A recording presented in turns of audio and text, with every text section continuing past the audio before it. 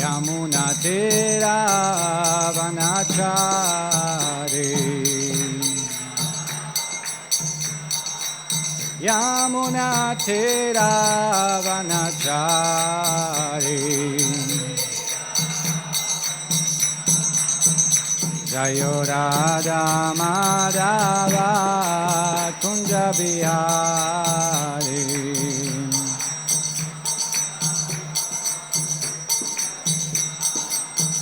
Hare Krishna,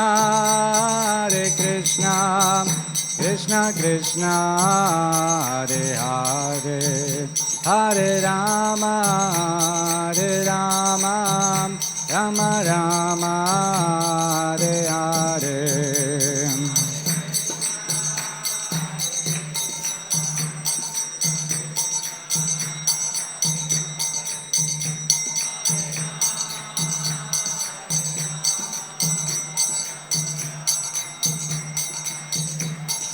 Hare Krishna, Krishna Krishna, Hare Hare, Hare Rama, Rama Rama, Hare Hare.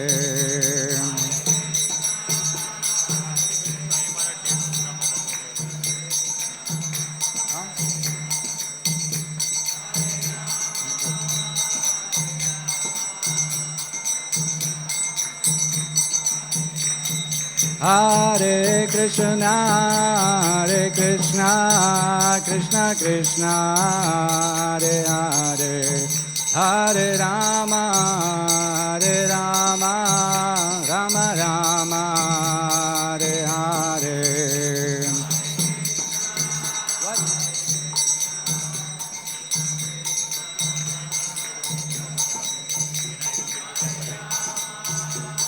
So yes or no?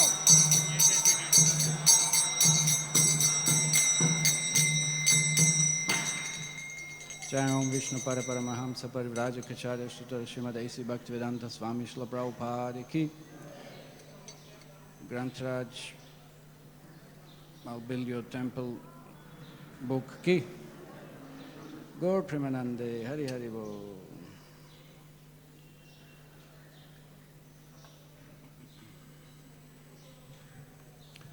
This morning we are reading from I'll Build You a Temple by His Holiness Giriraj Maharaj,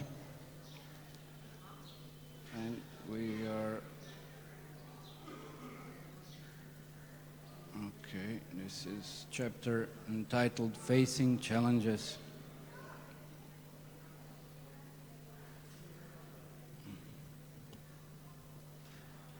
Om Ajnanatimirandasya Gyananjana Shalakaya Chakshurun Militam Yena Tasmai Shri Gurave Namaha.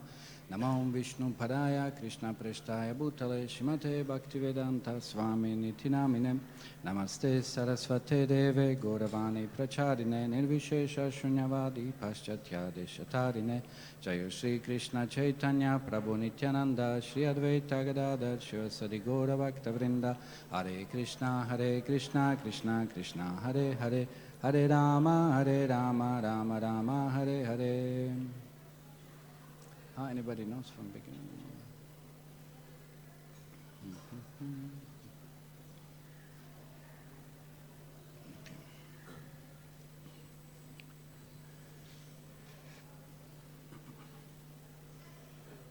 Okay. We have to do something about it. Prabhupada told me.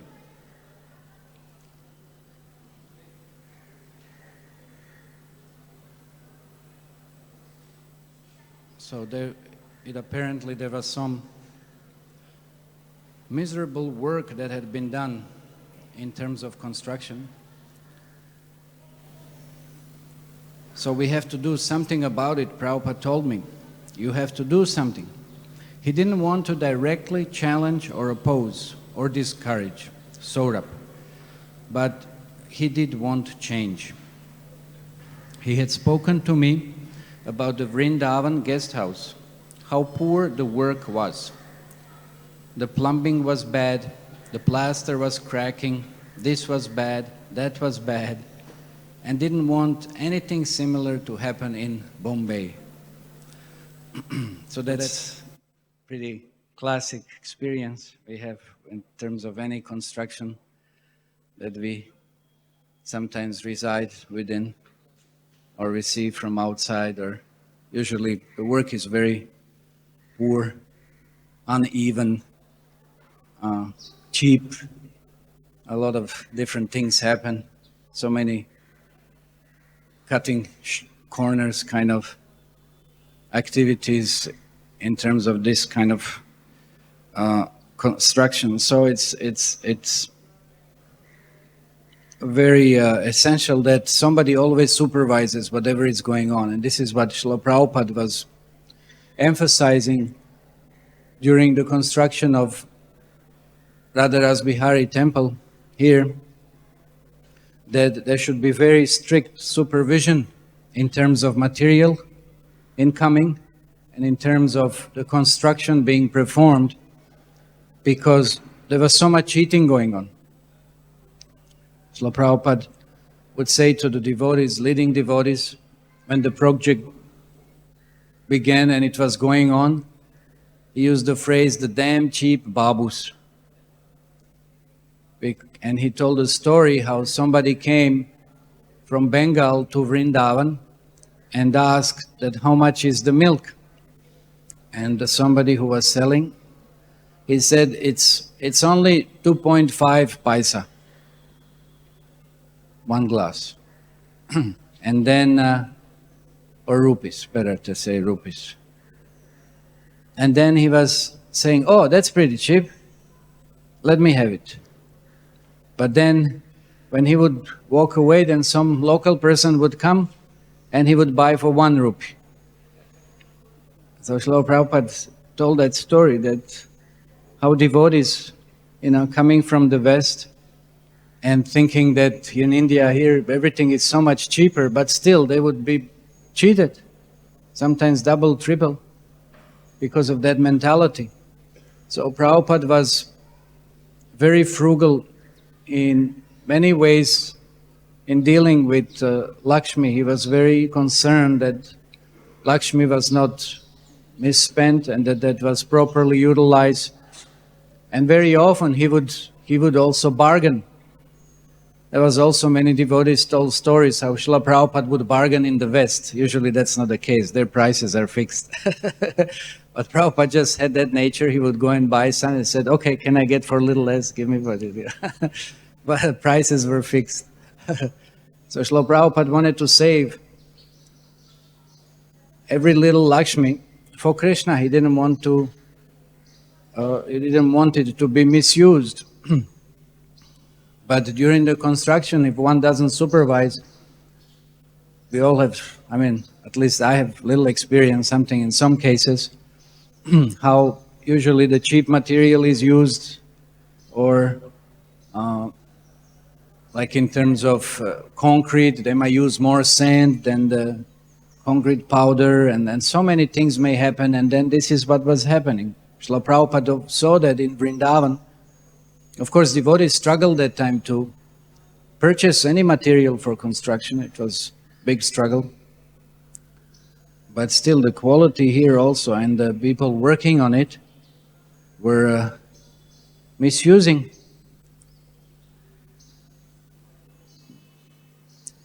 And here it is said that Srila Prabhupada didn't want to discourage Saurabh, who was the main architect here, but he wanted some changes. He wanted things to be done properly, because they had a bad experience in Vrindavan.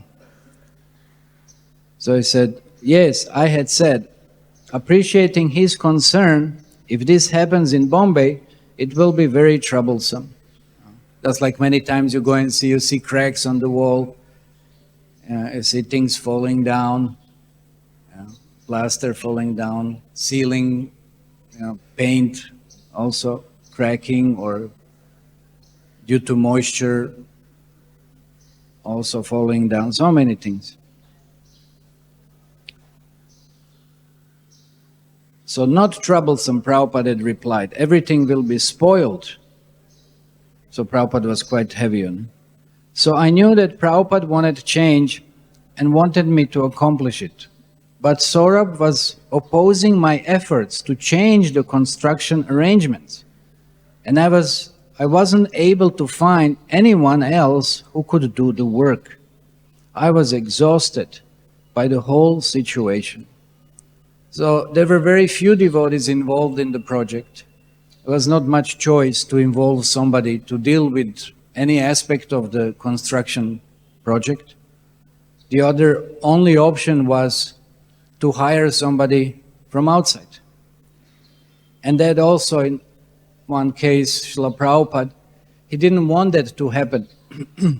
Once Tamal Krishna Maharaj had the argument with one devotee who was overseeing the construction and purchase material, and there was also some argument, and then he sent the devotee.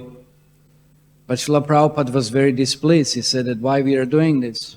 We should engage our devotees, and for such kind of insignificant practically things that now we have to pay and bring somebody from outside. So Prabhupada was very much opposed to that. So he wanted to engage all the devotees to whatever extent that they were capable. And here also Srila Prabhupada is pointing out that changes have to happen, but now who is going to oversee, who is going to take responsibility? So the Giriraj Maharaj had difficulty finding someone who would do that. So when Mr. Dheer said that the work was poor, however, I had to inquire further. Is it really that bad? I asked. What do you mean? The construction is the typical substandard work going on in Bombay, he said.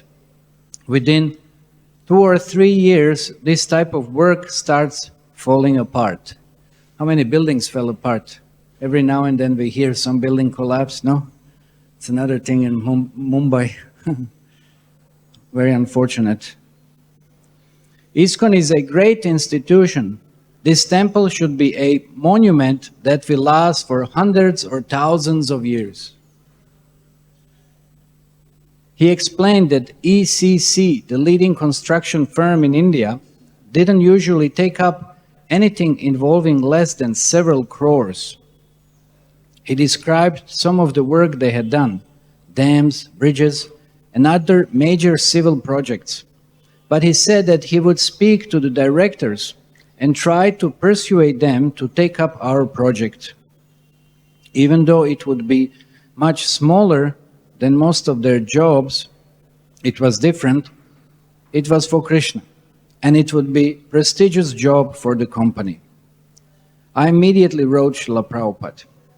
Today, one of our life members came to spend the day at the Hare Krishna land. His name is Mr. O.P.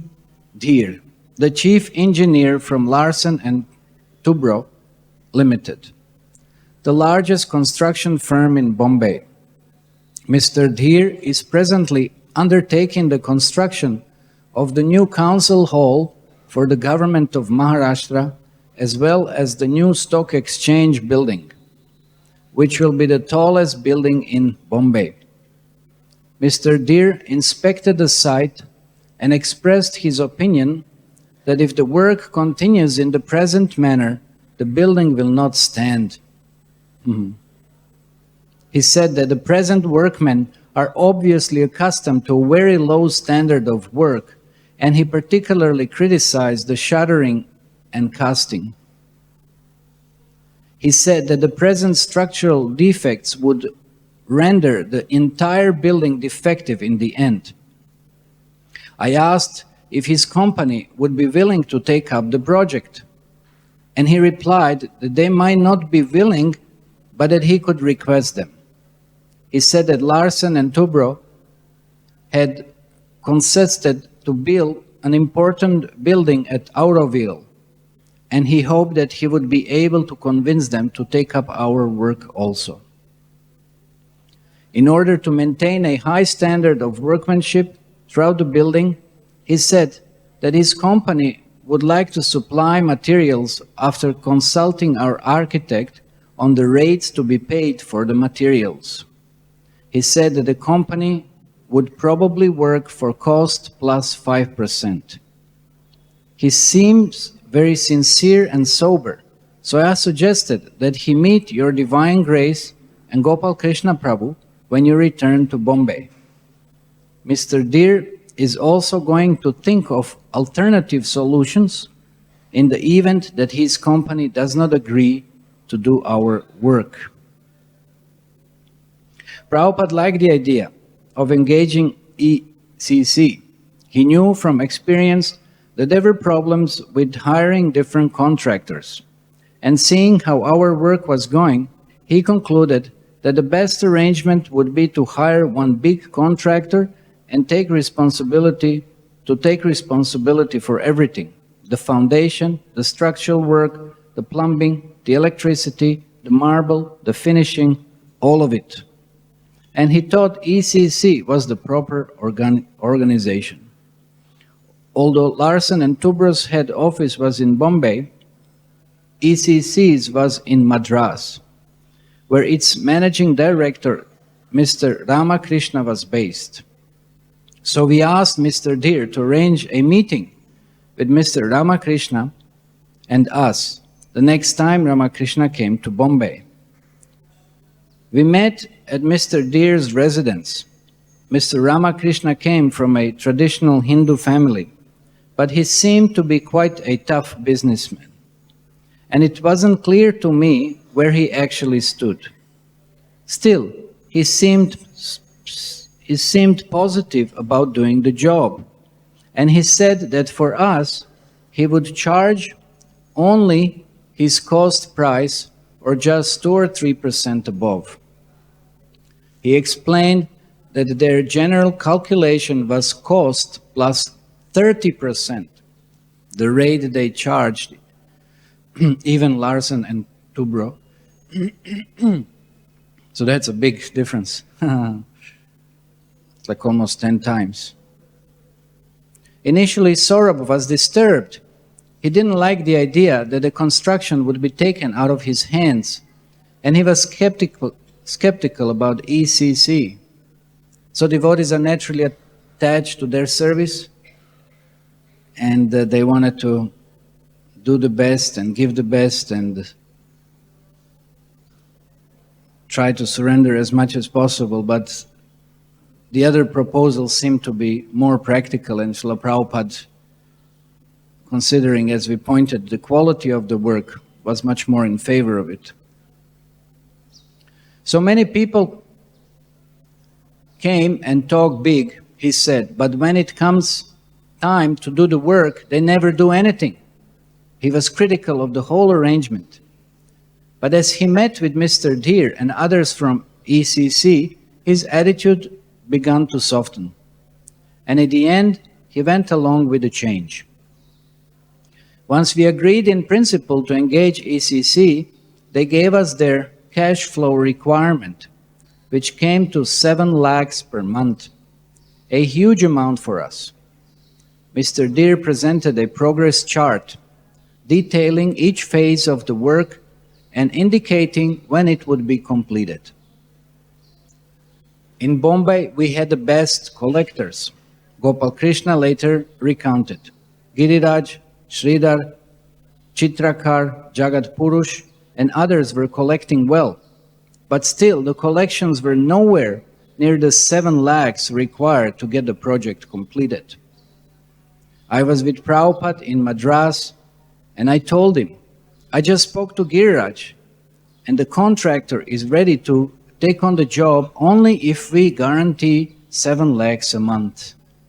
So that was quite a huge pressure for the devotees to arrange for Lakshmi that the construction will start.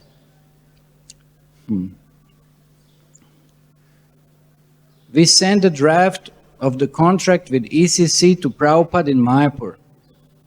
He approved of ECC's approach.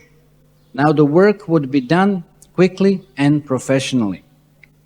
The Hare Krishna land project was so dear to him that he wanted to see it realized at any cost, and he took immediate steps to arrange for the funds. He wrote Rameshwar, who was in charge of the Bhaktivedanta Book Trust, BBT. We have just engaged the best and the most experienced construction company in India. Larsen and Toubro, to complete our Bombay project. We had to guarantee them 7 lakhs rupees per month for the next 9 months. And thereafter, we shall immediately begin the Mayapur temple. So this was Srila Prabhupada. It was always, I was not resting on just one project. It was immediately, okay, what will follow? What is next? That's what Srila Prabhupada stated, that I have only one disease. I cannot do anything small, I have to do everything big, no? So, that was his broad, unlimited vision, how to serve Krishna, how to flood the world with Krishna consciousness.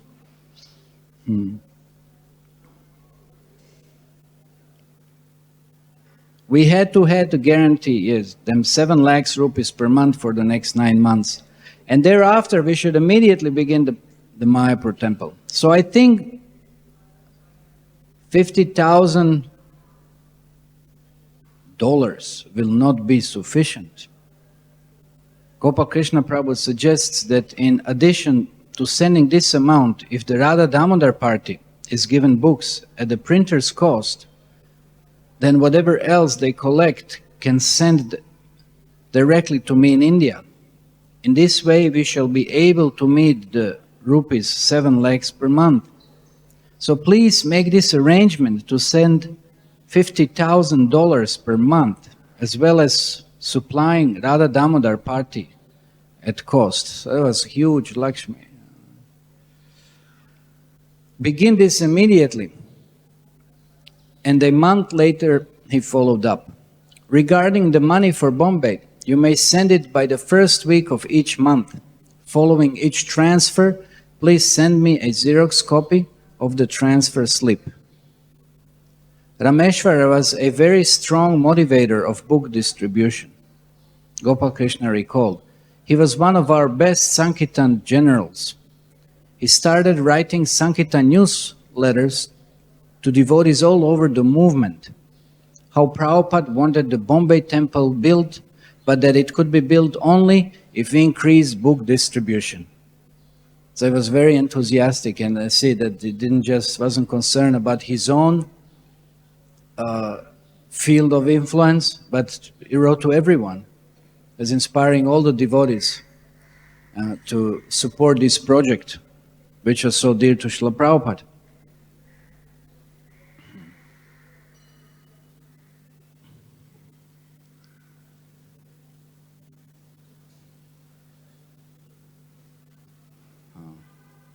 Yeah, he said, so how Prabhupada wanted the Bombay temple built, but that it could be built only if we increase book distribution, because unless we increase the book distribution, we couldn't send the required money to Bombay. So the whole world went on a marathon to increase book distribution, to generate funds, so Rameshwar could send money to Prabhupada in Bombay for the construction. Then ECC started to work, and they really started. They at once put 200 or 300 people. Wow. At the end of 1975, Rameshwar remembered, we had just finished the 17-book Chaitanya Charitamrita marathon. So we've heard of that marathon. Rameshwar Prabhu, comes regularly. Very often he describes how devotees surrender. It is almost inconceivable, and he used that word, impossible. No?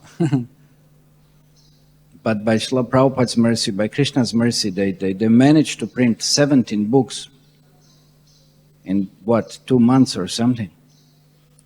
So now we knew that we could do anything. So that's interesting now. When Srila Prabhupada now said, you do this marathon, collect books, collect Lakshmi by distributing books, so then he was encouraged. There was no such thing as impossible. We got a letter from Srila Prabhupada stating that they had finally gotten permission to build a beautiful Bombay temple, hotel, theatre, and a cultural center in Juhu beach. So in 1976, the loans plus the Bombay money totaled almost $2 million. Again, it had doubled. Wow. So devotees had to pay that much after, I mean, it was settled. Anyway, things were worked out, but that's a huge Lakshmi, $2 million at that time. When Prabhupada first told me about Juhu beach and his desire to build a temple and the cultural center, I was not just amazed, but I got a glimpse of the magnitude of his vision and how fabulous and overwhelming successful the project would be.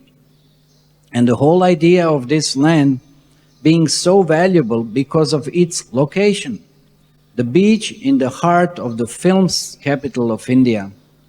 It would end up being an amazing opportunity, and Prabhupada just injected me with his enthusiasm.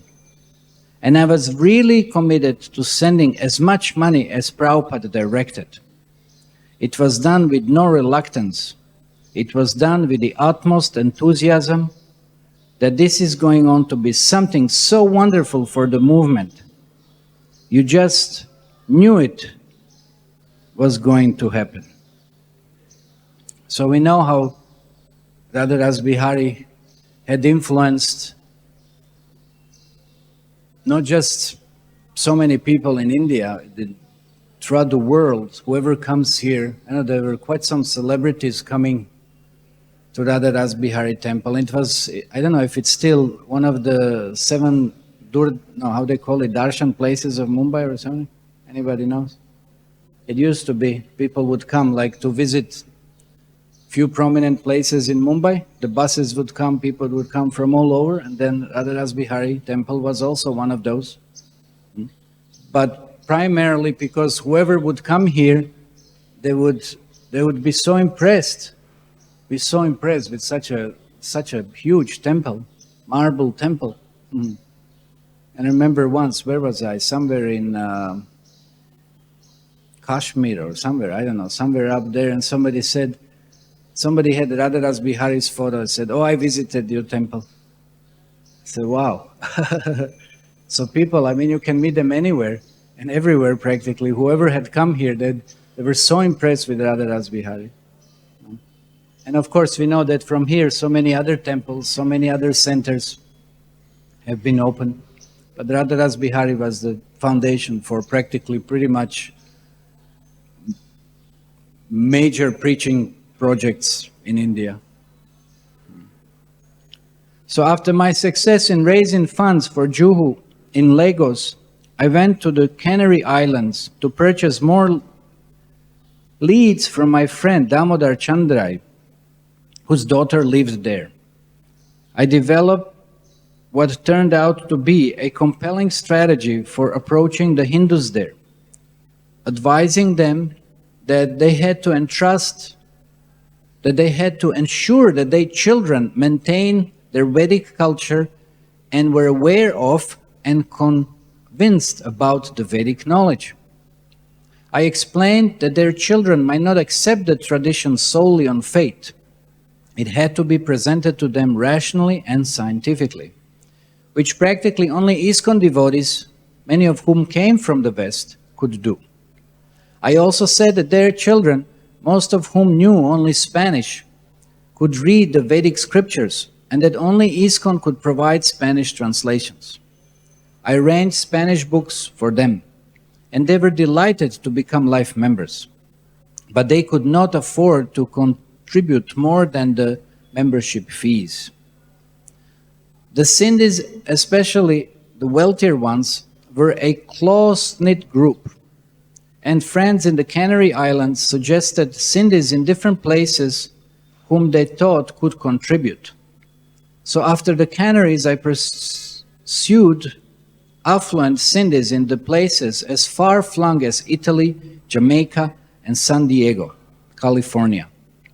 But none of them gave much.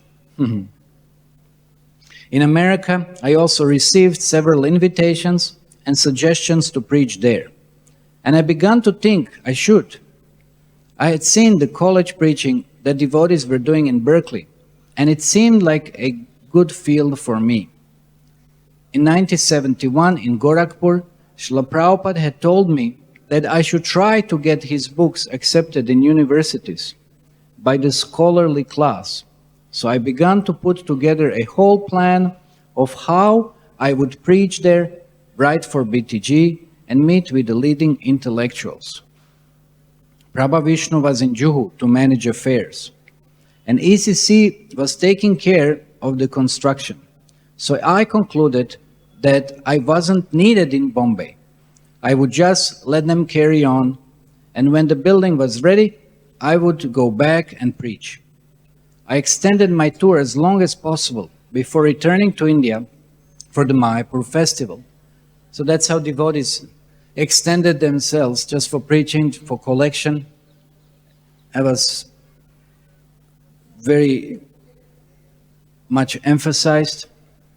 So first construction, first the project, first the collection that the project can move, and then they were trying to figure out all kinds of means through which they could acquire donations. I was still having difficulty surrendering to the idea of being based in Bombay. Bewildered about what course I should take, I consulted various senior devotees in Mayapur. Tamal Krishna, who had already given up his service in India, told me, "You're just wanting your time here. You're just wasting your time here. You should come out and do something." Satsvarup thought that the idea of my writing and preaching in the West was good, as did Ravindra Swarup. Everyone seemed to agree.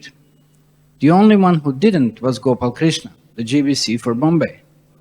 In fact, he was quite upset about the proposal. But the others said that he was just attached to my serving in Juhu because he was the GBC. I consulted Hamsaduta, who had no objection to my leaving Bombay, but thought I should travel with him in his bus program in India and do kirtan and preach. I didn't know what to do, and my anxiety began to mount. Eventually, I reached to the point where I couldn't take it anymore. I confided in Gopal Krishna. After discussing the situation further, we decided to ask Prabhupada. So that's where, of course, everything gets resolved. So in Prabhupada's room, I began to explain with great earnestness and thoughtfulness, or so I thought, how Prabhu Vishnu was now in Juhu to manage, and ECC was there for the construction. But before I got out 3 sentences, Prabhupada interrupted and said, "So you want to change?" No, I replied. I don't want to change. I just want to do what is right, what is best for the preaching. Prabhupada smiled and said, "Best you take up residence in India." All my elaborate plans and arrangements were shattered. "Yes, Srila Prabhupada," I said, and I offered my obeisances and walked out. Because Srila Prabhupada did struggle. There were so many, as we said, less devotees here, and very few would be ready to commit or stay longer, and of course many had difficulties with immigration and so many other things. So Prabhupada wanted everybody who was able to, whichever extent, to just stay as much and contribute as much as possible to the projects in India, especially this one, which was the most important at the point. On the veranda, I turned to Gopal Krishna and said, "I feel like such a fool. I can't believe I just did that." Gopal Krishna was very kind and said, "It's all right.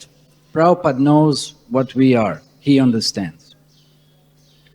All this time, I had been keeping the conception that I was attached not to Bombay, but to Prabhupada. If he wanted me in Bombay, I'd be in Bombay. But if he wanted me elsewhere, I'd go there. I had never grasped that he wanted me in Bombay permanently. But after my meeting with him in Mayapur, I started to consider that my leaving Bombay was not to be taken as lightly as I had been thinking. So with renewed determination to serve the Bombay project, I returned from Mayapur. Upon my arrival in Juhu, I found a letter from Srila Prabhupada waiting for me. His reply to my report about my preaching in the Canary Islands. It is my intelligence and your cooperation that it's working.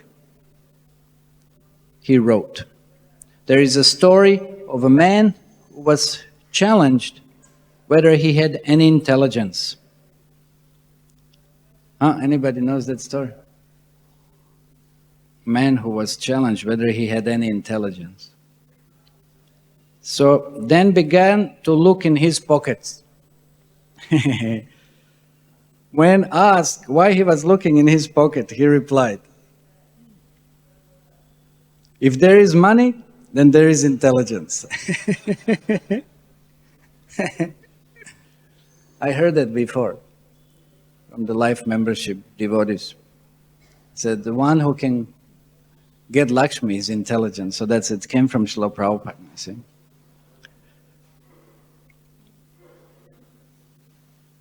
So you have gone so far to collect money and intelligently, but if there is no money, where is the intelligence?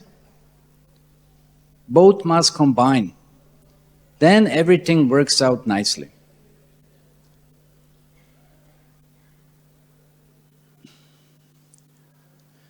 Chastened and humiliated by Prabhupada's words, I began to ponder their significance. But Prabhupada encouraged me to go. I considered. He even suggested that I go to East Africa. When I was in Mayapur, however, I had been getting reports that Prabhupada was not pleased with my preaching tour. Gargamuni had approached him with the same idea to go outside India and preach to Hindus in different places. And Prabhupada had told him, Giriraj's program of collecting from Hindus in other places is not good because they are giving their hard-earned money and they will want something local that they can benefit from. That's very important. You see how many times we are sometimes, hearing and or involved in some projects that are not local projects, and then usually people are not so eager, they'll be more eager to contribute locally. So if they would be approached with that kind of idea or project, then it would be more reciprocating. Otherwise, yes, okay, something could have been collected, but they wouldn't be so enthusiastic and therefore not so much. So, same effort, but a less collection.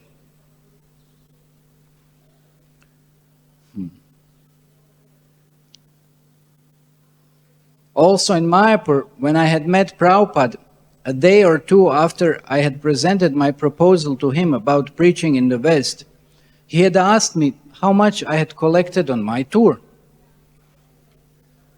I had told him about 1,00,000 rupees. Well, he had said, if you had spent the same time collecting in Bombay, do you think you would have been able to collect as much? Probably, I had replied. Then what was the use of your going?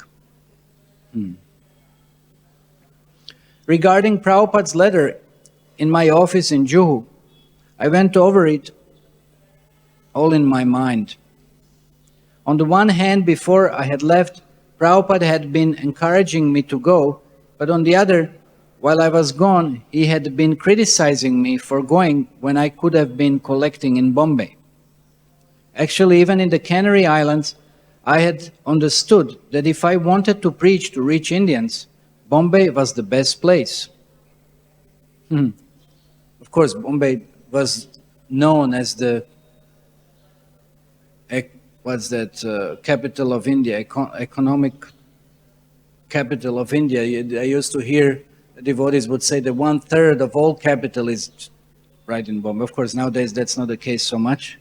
But that time, it was 1/3 of whole India's capital was in Bombay. So where was the need to go anywhere else? Bombay was the best place. I concluded that Prabhupada had known what I had wanted to go, and he encouraged me to go just to teach me this lesson. I thought about it all day for several days. Then finally I just surrendered. I accepted the fact that I would be in Bombay for the rest of my life. Earlier I had been thinking, what am I doing in Bombay? What do I have to do with Bombay or India? I'm an American, I was a college student, and suddenly I'm here in Bombay. I have nothing to do with Bombay or India. I could see serving in Vrindavan or Mayapur, which were holy dhams, but I had thought that Bombay was just some foreign city. So is Bombay just an ordinary city? Srila Prabhupada didn't make it as such. Srila Prabhupada made it actually a tirtha, a holy place. At least for us, Bombay is not ordinary, no? Why? Just because of Srila Prabhupada's presence. Now I could see that actually the international cultivation of Krishna consciousness was transcendental to time, place, or situation. It didn't matter whether I was in Bombay or New York or Chicago or any other place.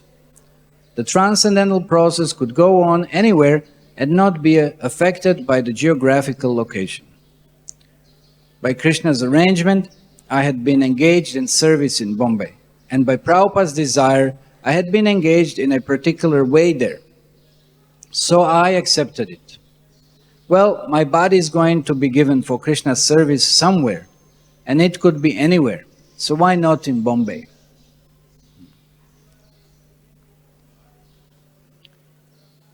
So that's very encouraging also, and it's very amazing how devotees would surrender. They didn't mind serving anywhere. They didn't mind taking any service. Whatever Srila Prabhupada wanted, they were just so surrendered. Of course, sometimes while really facing difficulties, they would express what difficulties they would or are facing. But in essence, that mood of surrender was so strong at that time when Srila Prabhupada was there, because they just felt that mercy, and that when Srila Prabhupada, that feeling, that gratitude, when Srila Prabhupada was pleased, how gratifying it was, to serve Krishna and surrender, just doing anything that Srila Prabhupada wanted them to do, or being anywhere where Srila Prabhupada wanted them to be. So that's the feeling that comes with such kind of surrender. So therefore devotees didn't mind. A couple of weeks later, Kuladri, who was passing through Juhu, perhaps also coming from the festival, told me that New Vrindavan had never really developed until devotees had started surrendering to the project and committing themselves to dedicating this lifetime. So that's the point. One has to surrender. One has to commit. I think there's one famous person, anyway, some poet. He said that there is nothing as great as failure to commit to something. No? There's nothing as great failure as ability to commit to something. There's some German poet, maybe Goethe or someone, whatever. So that commitment, so when one resolves that I commit to certain, just like now, we were having little marathon or whatever, like they had several month marathon. It's like collecting Lakshmi. So in the beginning, it's always a struggle. It's always a struggle. And what do you do? It's like so many difficulties, so many challenges, whatever it is. But then if you have committed, and you already know there's no going backward, it's just, anyway, it has to be done, it should be done, and whatever, and you just keep on going. And then Krishna reciprocates. So when one commits, then one can focus. When one is focused, then one can really do something. And then we see also how Krishna then responds and encourages, inspires so many others to to help with whatever project is going on. So when one like this makes a resolution, resolves that yes, I will commit and I will stay and I will do, then really so many wonderful things start happening. But if one is kind of, okay, it's nice to be surrender, but again, without commitment that I could be here or I could be there, so it's not exactly the same. It's not exactly the same, especially for some long-term projects. If one wants to develop a long-term project, then one really has to commit, one has to stay. Otherwise, nothing will last. One will be conquering, but then everything behind will be falling apart, lost. So, I saw that this was what had just happened to me. Okay, here.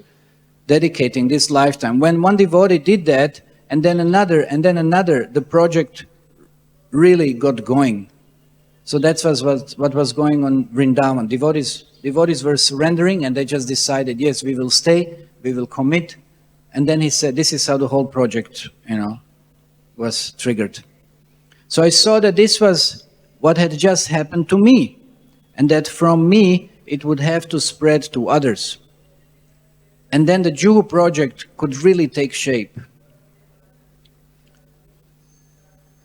And that was how I ultimately surrendered to staying in India, in Juhu. From then on, I just accepted Prabhupada's desire for me to be in Bombay. What Kuladri had said about New Vrindavan was true. By actually surrendering and dedicating oneself to a particular project, one could work more sincerely and accomplish more service. When I accepted that I would be in Juhu permanently, I began to see things in a new light. Whomever I met, I would think, you're going to be here, and I'm going to be here. So we may as well get to know and like each other.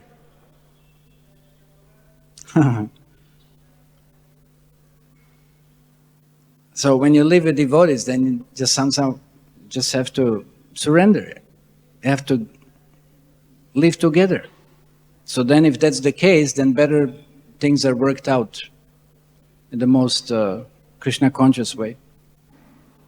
So if I meet someone and ask for a donation or try to engage him in some other service and then he declined, I would always try to leave him with a good impression, because I would think, I'm going to be here for a long time and you're going to be here for a long time.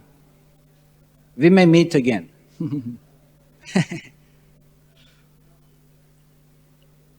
Of course, that in any type of preaching, being a Sankirtan or life membership or anything, always creating some positive impression and not being overly burdening someone and forcing or whatever, being like insensitive in many ways. It's never the best policy. It creates negative impression. So even though many times somebody might not be inspired to contribute, if they would meet a devotee and somehow gain some positive impression, then definitely some other time they might be more enthusiastic to participate. After the Mayapur festival, Prabhupada visited Haridaspur, Calcutta, Delhi, Modinagar, Aligarh, and Vrindavan, and arrived in Juhu on April 11th. The next morning, before going for his walk on the beach, he made a careful inspection of the entire building site. All the ground floor construction for the temple, auditorium, and twin-towered guest house was finished. Prabhupada was very pleased with ECC's work. So big difference. From previous some kind of casual construction going on, and then somebody who is professional, because of course they had to take responsibility. Somebody who's professionally running anything, it takes responsibility, and their reputation is at stake. And this is interesting that these twin towers, devotees in Nairobi in Kenya, they say when Prabhupada saw their one hotel, one building, so then Prabhupada said, this is what I want in Juhu. So as a replica of that, Srila Prabhupada made these two guest towers to be built. So Srila Prabhupada inspected the work.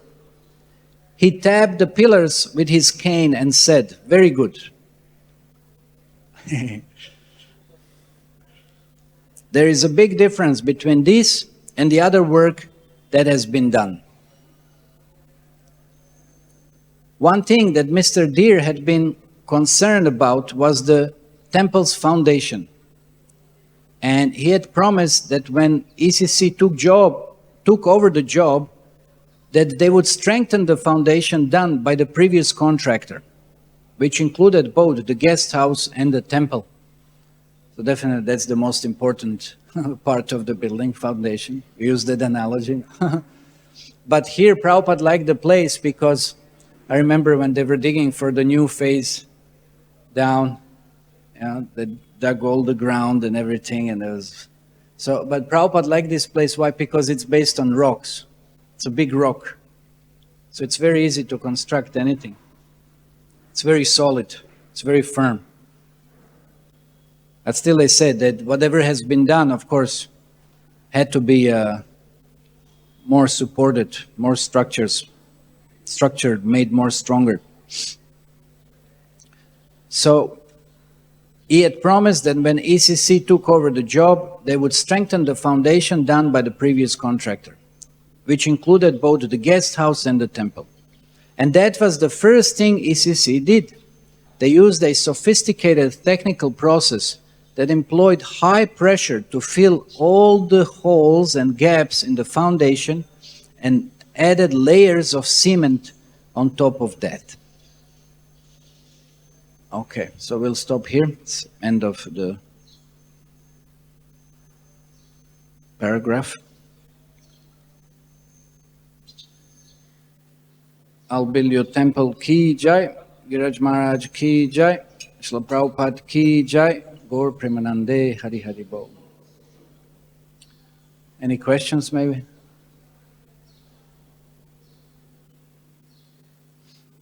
What's the time? The clock shows 9 something. Why?